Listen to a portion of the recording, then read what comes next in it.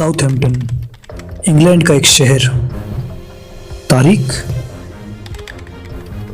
19 मई 1884।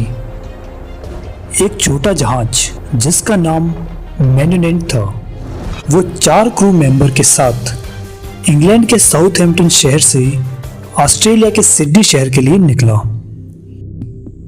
इस जहाज के 4 क्रू मेंबर, पहला टॉम ड्यूडली, दूसरा कैप्टन स्टीफन, तीसरा एडमंड ब्रुक्स और चौथा जो कि कहानी का मेन कैरेक्टर है जिसका नाम है रिचर्ड पार्कर, जो कि कैबिन बॉय था।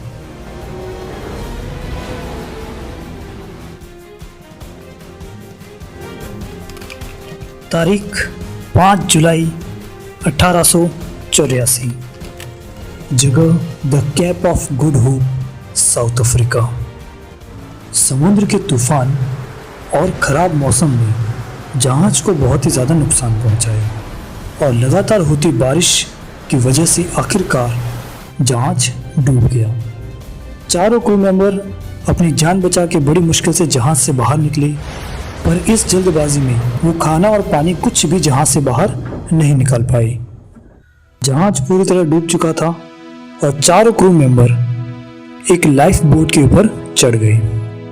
पर लाइफ बोट पर चढ़ने से पहले जहाज के कैप्टन स्टीफन 2 टीन के डब्बे जिसके अंदर शलगम थी वो बचाने में कामयाब रहे। अब चारों क्रू मेंबर एक लाइफ बोट पे थे और उनके पास खाने के लिए सिर्फ कुछ शलगम थी जो कि कुछ दिनों तक उनकी भूख मिटा सकती थी। 3 दिनों तक उन चारों क्रू मेंबर ने बड़ी मुश्किल से शलगम से अपनी भूख मिटाई। चौथे दिन उन्हें एक छोटे से कछुए को पकड़ा और उसे खाना पड़ा। अगले 7 दिन इनके जीवन के सबसे मुश्किल दिन रहे, क्योंकि इन 7 दिनों के दौरान इन्होंने ना ही कुछ खाया था और ना ही पानी पिया था। अब इन चारों क्रू मेंबर की हालत बहुत ही ज़्यादा खराब हो गई थी, पर इसमें से खास करके पार्कर जो कि कैबिन बॉय था, उसकी हालत तो बहुत ही ज़्यादा खराब थी। ज़मीन से 1000 मील दूर समुद्र में कहीं ये चारों क्रू मेंबर खो चुके थे। अब तक इन चारों क्रू मेंबर की हालत बहुत ही ज़्यादा खराब हो गई थी और इन्हें कोई भी मदद की आशा नहीं दिख रही थी। तभी टॉम ड्यूडली, क्रू का एक मेंबर, जिसने बोला अगर कल तक हमें कोई मदद नहीं मिली तो हम में से किसी एक को सेक्रीफाइस करना पड़ेगा, यानी कि अपनी जान को बलिदान करना पड़ेगा। अगले दिन कैप्टन स्टीफन और टॉम ड्यूडली ने डिसाइड करा कि हम पार्कर को मार देंगे और उससे अपनी भूख मिटाएंगे। पार्कर जो कि क्रू मेंबर में से सबसे छोटा और सबसे कमज़ोर था और इसकी हालत तो बहुत ही ज़्यादा ख़राब थी, ये सही से हिल भी नहीं पा रहा था, ना कुछ बोल पा रहा था। पार्कर को मारा गया। पार्कर को मारने से पहले उसकी सहमति नहीं ली गई और ना ही पार्कर उस हालत में था कि वो उन्हें रोक सके। टॉम ड्यूडली ने पार्कर को मारने से पहले ईश्वर से प्रार्थना करी, हे ईश्वर मुझे माफ़ करना। टॉम ड्यूडली ने पार्कर के गले पे चाकू से वार किया और उसे मार दिया।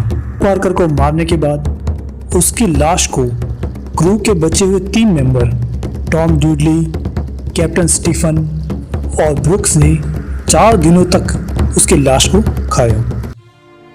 4 दिन बाद एक जर्मन शिप ने इन बचे हुए 3 क्रू मेंबर्स को वहां से निकाला। जब इन्हें बचाया गया तब इन तीनों की हालत मेंटली और फिजिकली बहुत ही ज़्यादा खराब थी। जैसे ही ये तीनों क्रू मेंबर ज़मीन पर वापस आए, तीनों को अरेस्ट कर लिया गया और कोर्ट में पेश किया गया और इन दो के ऊपर मुकदमा चलाया गया कि इन्होंने रिचर्ड पार्कर को मारकर खा लिया और इसके लिए इनको सज़ा मिलनी चाहिए। तो अब तक आपने इस केस की पूरी कहानी को देखा, तो अब हम लोग कानून की नज़र से देखते हैं कि क्या इन तीनों को इनके जुर्म की सज़ा मिलनी चाहिए थी कि नहीं। देखो, सबसे पहले इन तीनों क्रू मेंबर के बचाव में जो बातें बोली गई उनको देखते हैं। सबसे पहले ये बोला गया कि अगर ये तीनों क्रू मेंबर रिचर्ड पार्कर को मारकर नहीं खाते तो इनकी भी भूख के कारण मृत्यु हो जाती। इन तीनों क्रू मेंबर के बचाव में जो सबसे इम्पोर्टेंट पॉइंट बोला गया वो था नेसेसिटी यानी आवश्यकता, क्योंकि इन तीनों को रिचर्ड पार्कर को मार के खाना इनकी आवश्यकता थी। अगर रिचर्ड पार्कर को मार कर नहीं खाते तो ये तीनों की भी मृत्यु हो जाती। और दूसरा इंपॉर्टेंट पॉइंट ये बोला गया कि अगर ये तीनों रिचर्ड पार्कर को नहीं भी मारते तो भी रिचर्ड पार्कर अपने आप मर जाता, क्योंकि उसकी हालत बहुत ही ज़्यादा नाजुक थी, वो बिल्कुल अनकॉन्शियस हो चुका था।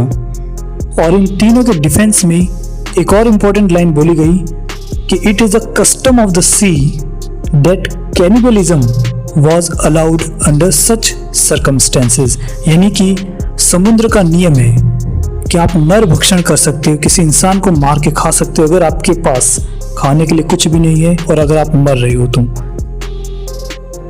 तो अब तक हमने आपको इस केस की पूरी स्टोरी बताई और इस केस के डिफेंस में जो बातें बोली गई, जो तथ्य रखे गए, वो भी मैंने आपके सामने रखे। तो आप बताइए, क्या इनको इनके जुर्म की सज़ा मिलनी चाहिए कि नहीं। इसी कहानी पे एक नॉवेल लिखा गया और कुछ साल बाद हॉलीवुड में एक मूवी बनी जिसका नाम था लाइफ ऑफ पाई। इरफान खान उसमें एक्टर है, बहुत ही बेहतरीन मूवी है। वो इसी केस के ऊपर बेस्ड बट थोड़ा उसको मॉडिफाई कर रखा है, ठीक है, बट बहुत ही बेहतरीन मूवी, आप जाके उसको ज़रूर देखें।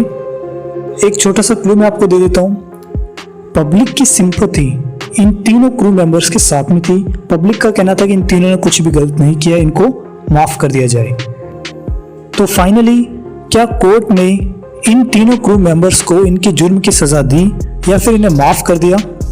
तो इसका जवाब मैं आपको अगले एपिसोड में दूंगा। आप हमें कमेंट करके इसका जवाब बता सकते हैं। अगर आपका आंसर प्रॉपर होता है तो अगले एपिसोड में आपके जवाब के साथ में आपका नाम भी दिखाया जाएगा। तो मिलते हैं आपसे अगले एपिसोड में एक और नए और इंटरेस्टिंग केस के साथ। अगर आपको हमारी स्पेशल सीरीज पसंद आ रही है तो अपना फीडबैक देना बिल्कुल ना भूलें। Thank you.